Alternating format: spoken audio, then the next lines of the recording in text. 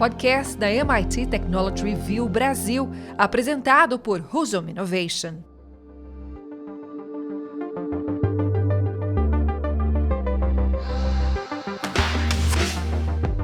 Olá, sejam bem-vindos e bem-vindas ao podcast Energy Center da MIT Technology Review Brasil.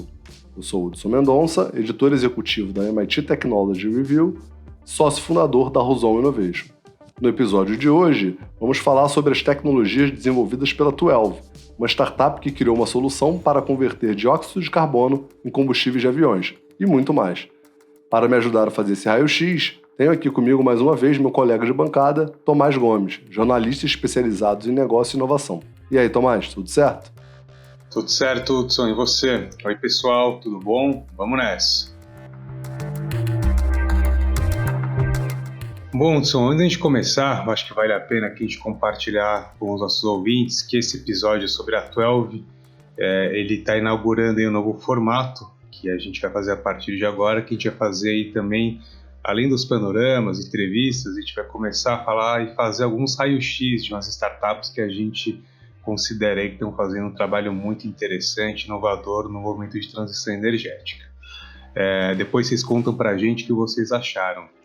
Mas aí, já entrando aí na nossa pauta de hoje, né, e falando sobre a 12, essa startup ela apareceu recentemente por aqui, né, em uma nossa conversa recente, quando a gente falou sobre as Climate Text Watch, que foram aí levantadas pela MIT Technology Review americana. Então, falando especificamente sobre eles, né, por que vale a pena a gente se aprofundar um pouco mais nessa startup, na sua opinião, né? Conta um pouco mais para a gente sobre a 12 e o que ela vem fazendo.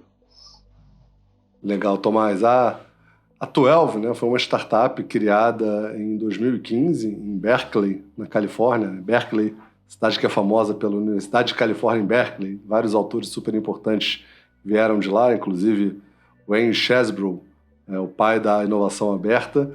E o nome dela é curioso, que é inspirado no carbono 12, né, que é um dos elementos mais abundantes do planeta. A gente já falou lá do hidrogênio, talvez seja o elemento mais abundante do universo, agora está falando do carbono, que é um dos elementos mais abundantes aqui na superfície do planeta Terra.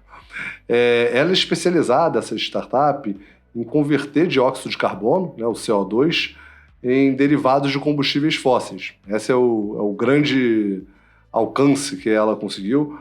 E ela também possui outras áreas de atuação, como bens de consumo, peças automotivas, detergentes. Ou seja, ela basicamente usa o carbono que está contido no CO2, né, no gás carbônico, para fazer uma série de outros produtos químicos, entre eles os combustíveis fósseis, né? E também lembrando, né, que é sempre bom a gente resgatar a parte química, né, mesmo quando é um economista e um jornalista falando de química, mas é importante a gente resgatar que o bioquerosene de aviação, que é o combustível predominantemente utilizado nos aviões, é um combustível bem complexo. Eles são hidrocarbonetos parafínicos que que possuem de 9 a 15 átomos de carbono na sua composição, né? Geralmente toda resgatando aí a época do colégio, lá da química orgânica, né? Ou seja, sempre tem a predominância grande do carbono em toda a forma orgânica, mesmo que ela seja fóssil, como são os combustíveis fósseis, né? Então, nesse caso, o que a 12 faz é conseguir separar o CO2 e misturar e fazer sínteses químicas e gerar outros produtos à base de carbono. E ela, né, poderia ser mais uma startup dessa de rocket science que nunca saiu do papel, mas ela realmente já tem alguns objetivos bem interessantes alcançados. Ela fechou uma parceria em 2021 com a Força Aérea Americana e por isso até entrou nesse radar das Cleantechs to watch, né? O tipo de combustível que ela consegue produzir com essa tecnologia, ela é passível de ser usado nas aeronaves sem nenhum tipo de alteração.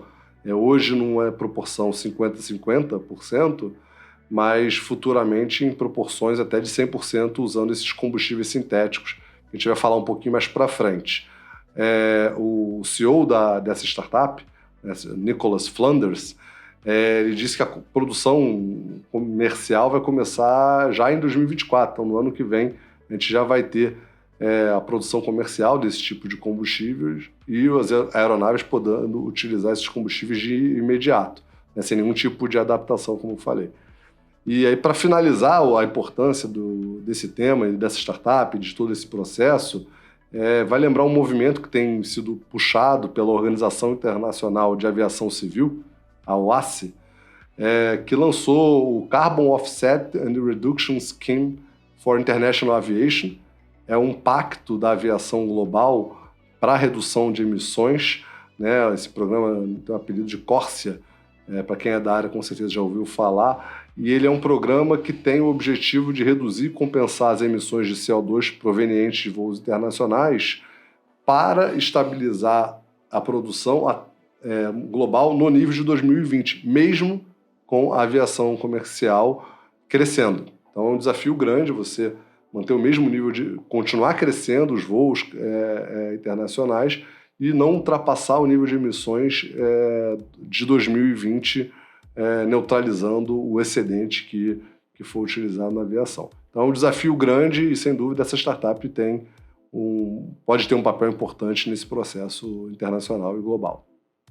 Bom, muito bom, Hudson. Bom, pelo que eu estou vendo aqui, você, né, mesmo como economista, seus conhecimentos em química estão bastante afiados. Então eu queria aproveitar um pouco mais esse know-how aí e pedir para que você explicasse para a gente, para quem está ouvindo a gente aqui, como é que funciona esse processo, né, essa tecnologia desenvolvida pela 12? Tomás, então como eu disse, né, o processo dela, o que a startup consegue fazer é algo que tem crescido muito, é um campo de conhecimento que tem crescido muito, tem tido muita pesquisa, desenvolvimentos e outras startups e instituições tentando atingir, que são os e-fuels, né? São os combustíveis sintéticos que são feitos, né, são produzidos através da síntese química, né? Geralmente, os demais combustíveis eles são feitos num processo de extração do petróleo, até os biocombustíveis, né, de plantas, etc. Esse não, esse você pega moléculas menores e faz uma síntese, junta diversas moléculas, faz tipo uma montagem, né, de vários átomos para conseguir atingir o objetivo e conseguir, através de diversos processos, né, que se chama de antropogênicos, como a gaseificação, pirólise, hidrólise, eletrólise. E uma vantagem grande desse tipo de combustível, primeiro você consegue, no caso específico da 12, né, você está capturando CO2, então você está pegando um gás de efeito estufa e transformando em um combustível que, né, ou seja, tirando ele da atmosfera. Mas também tem uma outra vantagem, que esses combustíveis sintéticos eles são mais puros, eles permitem uma combustão mais limpa. Os combustíveis, né, extraídos via do processo tradicional, né, ele obviamente tem um nível de mistura, você não consegue purificar ele completamente. Esse não, como ele é a síntese, né, então você monta, ele é sintetizado exatamente da maneira que aquela molécula precisa estar. Então ela de fato tem essa vantagem adicional, né? E o que a 12 faz é desenvolver, né, o grande feito dela foi um reator que consegue fazer a captura do CO2 do ar e desenvolver novos produtos, né, os combustíveis, né, de aviação. Então esse processo, né, que a 12 desenvolveu, como ela consegue capturar esse CO2 e misturar com água, gerar pouquíssimos resíduos, é interessante tanto para o meio ambiente quanto para ela que ela se instale do lado de indústrias que gerem bastante CO2, né? A gente está falando aí de usinas de etanol, fábricas de papel, fábricas próximas. Então você consegue, de fato, resolver um problema que é um problema global, mas também um problema local, né? A gente vive hoje alguns centros urbanos que têm problemas seríssimos de poluição atmosférica, de concentração muito alta de CO2. A solução da 12 pode ser até uma maneira, né, independente da geração do combustível, de você realmente melhorar a qualidade do ar de algumas outras áreas. Perfeito, Hudson. Agora saindo um pouco do aspecto técnico, né, que a gente está falando, e indo um pouco, né, para o potencial de impacto, de transformação, tanto aí no setor de combustíveis, no setor aéreo, mas como também no movimento de transição energética, qual é o potencial de impacto e de inovação que a gente está falando, né, dessa solução que a 12 está desenvolvendo agora? A solução da 12, ela foca nesse momento, eu acho que ela tem várias outras aplicações possíveis, no setor aéreo. E o setor aéreo é responsável atualmente por 2% de todas as emissões de CO2 do mundo. Então é algo substancial, né, considerando que a gente está falando de volumes muito grandes de tudo. E a solução da 12, como eu havia dito, no primeiro momento, desde o primeiro momento, já é possível ser misturada 50-50 com o bioquerosene de aviação tradicional. Então você consegue substituir 50%, eu estou falando aí de quase 1% de impacto potencial global, né? Se tudo for substituído, é óbvio que tem um problema de escala que a gente precisa endereçar. Então, hoje a gente tem, além, né, do combustível sintético, a gente tem outras alternativas, como o bioquerosene, que podem ajudar a descarbonizar um pouco essa indústria, mas o volume é muito pequeno ainda, né? Nos Estados Unidos, só 0,1% dos 17,5 bilhões de galões que são consumidos pelos aviões a jato são produzidos com recursos sustentáveis, né? A meta do governo Biden é atingir 3 bilhões de galões. Então, a gente está falando até 2030. Então, a gente está falando de um percentual, considerando o nível atual, de 17%. Então, a gente está falando de subir de 0,1% a 17% de todo o combustível de aviação ser sustentável num período aí de 7 anos. Então, sem dúvida, só o caminho dos biocombustíveis talvez não seja suficiente para você atender essa demanda, né? Hoje, as principais rotas que usam os SAFs, né, que são os combustíveis de aviação sustentável, usam como insumos gordura animal, óleo de cozinha, e alguns outros tipos de biomassa, né, alguns tipos outros de óleo, para fazer essa produção, para fazer essa compensação de CO2. Então, a tecnologia, né, a 12 em específico, e a tecnologia de síntese, os e-fuels, tem um potencial aí de ajudar bastante nesse processo de descarbonização da aviação mundial. Então, é realmente algo com um potencial de impacto bem grande. Bom, como a gente viu, o potencial de impacto é enorme, como você comentou, mas quais são os principais gargalos, desafios e obstáculos para a gente destravar esse potencial, não só da 12, como, né, de outras soluções do setor? Então, Tomás, hoje a gente está falando bastante dela, que ela vai entrar em produção, é super promissora, mas a produção atual da startup é algo laboratorial, né? Algo de bancada. Eles só conseguem produzir cerca de 5 galões por dia. Isso não tem uma capacidade de impacto muito grande. Mas como a tecnologia ela foi testada e validada, demanda investimentos que estão sendo realizados na própria startup, a ideia é que a fábrica consiga começar a produzir cerca de 40 mil galões de combustíveis anualmente e escalar a produção até 1 milhão de galões anualmente num período de tempo muito curto. Mas mesmo assim, isso é muito, muito pouco perto do gasto do setor de aviação, que é atualmente cerca de 95 bilhões de galões, né? Com o número de 2019, lembrando ser o número do mundo, né? Eu tinha falado antes do número dos Estados Unidos. Então, a gente tem realmente esse gargalo a superar, a questão da escala, talvez seja o principal desafio, como toda tecnologia nova de hard tech. De volta e meia fala aqui, né, das hard tech, das deep techs, que elas têm uma dificuldade de escalar maior do que as empresas digitais. Né, isso é um caso clássico desse, né? Ou seja, não adianta mais comprar mais espaço nos servidores da AWS, Azure para crescer, você realmente precisa fazer plantas industriais, construir coisas, processar materiais físicos. Então, realmente tem um desafio muito grande da escala, como é comum para toda a hard tech. A startup, uma boa notícia, é que ela já recebeu investimentos de algumas outras companhias, que não são nem do setor aéreo, mas veem isso como uma oportunidade de outras aplicações, como, por exemplo, a Microsoft, o Alibaba, a Alaska Airlines, né, que é uma companhia aérea muito engajada com a questão da sustentabilidade, e ela captou 130 milhões, né, de série B no ano passado. Então, realmente é um potencial aí de começar a escalar, recebendo as série C, série D e outras rodadas de investimento, né?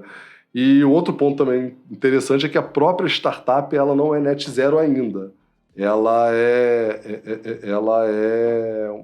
precisa, né, superar esse desafio nela mesma, né? Mas aí é uma discussão aí para talvez um outro episódio, né? Ou seja, que acho que vale sempre a pena discutir quando a gente está mencionando, né, a diferença do que é você zerar e gerar essa questão de ser net zero da sua produção ou gerar o net zero, inclusive, no seu produto, né, que é o que a gente chama de horizonte 3. Mas isso aí eu acho que fica para um outro episódio aí, essa explicação de o que é de fato net zero. Fica até um bom título aí para nossas próximas conversas. Boa, anotado aqui. Vamos já começar a pensar nesse episódio. Mas como a gente está já começando a ficar com um tempo mais curto aqui para esse episódio que a gente está fazendo agora, queria falar um pouco com você sobre visão de futuro, né? Quando a gente fala de uma solução como a da 12, né? O que se enxerga aí, né, para os próximos anos? Eu acho que daí, principalmente aí, continuando o que você estava falando da incorporação dela em grande escala, né? O quanto aí esse potencial pode ser transformado em realidade num horizonte aí de médio e longo prazo. Então, Tomás, eu acredito muito que no setor de energia as mudanças, elas de fato acontecem de forma exponenciais, mas demandam bilhões e bilhões de investimentos pelos desafios físicos que é você escalar a utilização de uma tecnologia nova no setor, né? Os e-fuels, né, os combustíveis sintéticos, eles são bastante promissores. Na semana passada eu tive a oportunidade de estar no evento comemorativo de 60 anos do CENPES, falando, vários painéis falando sobre, né, os grandes alcances, né, os grandes feitos que esse grande centro de pesquisa, que é o maior da América Latina, alcançou, né, o centro de pesquisa da Petrobras. E esse tema, o último painel, foi sobre energias do futuro, e esse tema surgiu de uma maneira muito forte, né, ou seja, de como a gente, né, quais são as rotas alternativas futuras, e surgiu geotérmica, surgiu outras, né, formas de hidrogênio, até outros usos de biocombustíveis. Surgiram vários temas aí para os nossos episódios futuros, mas o e-fuel veio muito forte, né, como combustível sintético, como uma rota muito promissora, e também complementar ao uso do hidrogênio. Você utilizando, né, CO2 e hidrogênio, fazendo síntese com esses dois, você pode produzir praticamente todos os tipos de combustíveis, sempre caindo no problema do desafio dos custos e desafio de escala, que é o problema da 12 atualmente. Então, você sempre vai ter esse problema de quebrar essa questão da tecnologia, de como é que você vai alcançar esse valor. A previsão da 12 era produzir 40 mil galões até o final de 2024, então você tem realmente uma longa estrada aí a percorrer. E algo que eu acho que é super legal, né, da tecnologia da 12, e que a gente deve observar para o futuro dessa startup, são as outras aplicações. Esse processo de fazer síntese química de carbono tem inúmeras aplicações de outros substitutos, né? A gente, quando fala da indústria de óleo e gás, a gente fala em substituir gasolina, diesel, querosene de aviação, que são, né, os combustíveis, mas você tem toda a parte petroquímica também, que também é derivada, né, também é uma indústria, talvez seja até tem um desafio maior de substituição, né, dos combustíveis fósseis, seja talvez até a parte petroquímica. Hoje o equivalente de plástico verde é realmente um produto muito caro, um produto premium, só pode ser colocado outras aplicações. Então, nesse caso, você poderia substituir, através das rotas de síntese, uma rota sustentável, net zero ou quase net zero, usando síntese química.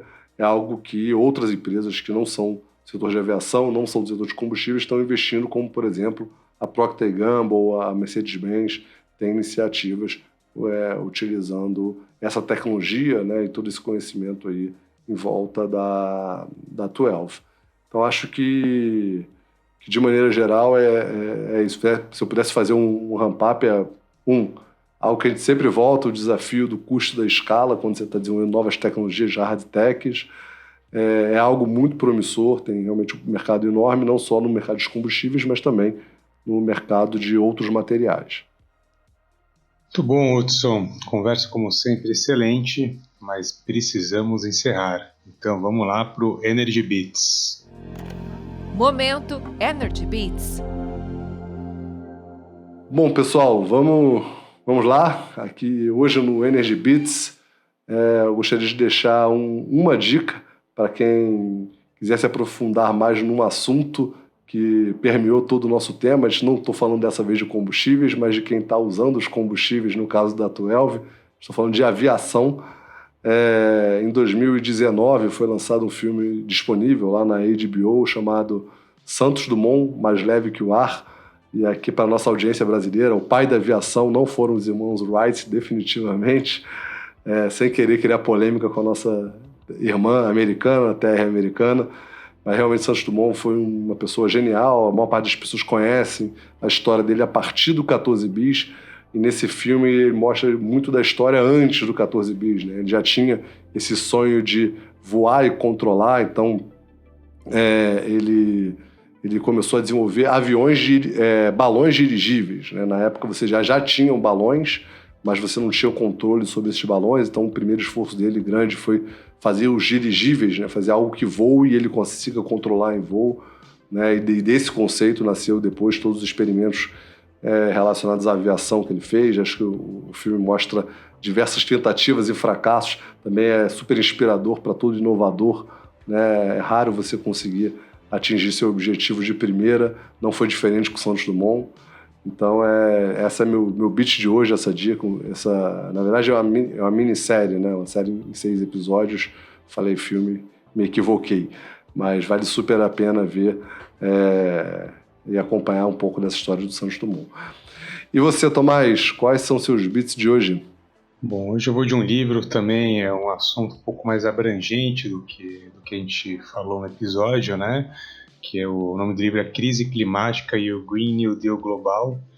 Ele foi escrito pelo Noam Chomsky, que dispensa apresentações, juntamente aí com Robert Pollin, que é um economista muito conhecido aí pelo engajamento nas questões climáticas e nessa transição para a nova economia verde. Foi um dos consultores para o governo Obama nesse assunto, né? O que eu acho que é interessante desse livro é que ele fala, né, sobre essa transição que a gente fala para essa nova economia verde, mas mais como uma nova ordem mundial, né? E com os impactos que vão muito além da sustentabilidade e olhando aí como uma perspectiva da abertura de novos setores da economia, né, de negócios, de geração de empregos. E eles falam bastante aí sobre o papel da transição energética e dessas novas indústrias que a gente tem falado aqui no podcast em diversos momentos. Então fica aí o meu beat de hoje. Bom, pessoal, esse foi mais um episódio do Energy Center da MIT Technology Review. Mais uma vez, muito obrigado por passar esses minutos com a gente. Não deixe de nos seguir na sua plataforma de podcast preferida, nas redes sociais e no nosso site. Mais uma vez, obrigado pelo bate-papo. Valeu, Hudson. Muito obrigado pela audiência, pessoal. Até a próxima. Até a próxima, pessoal. Podcast da MIT Technology Review Brasil, apresentado por Husum Innovation.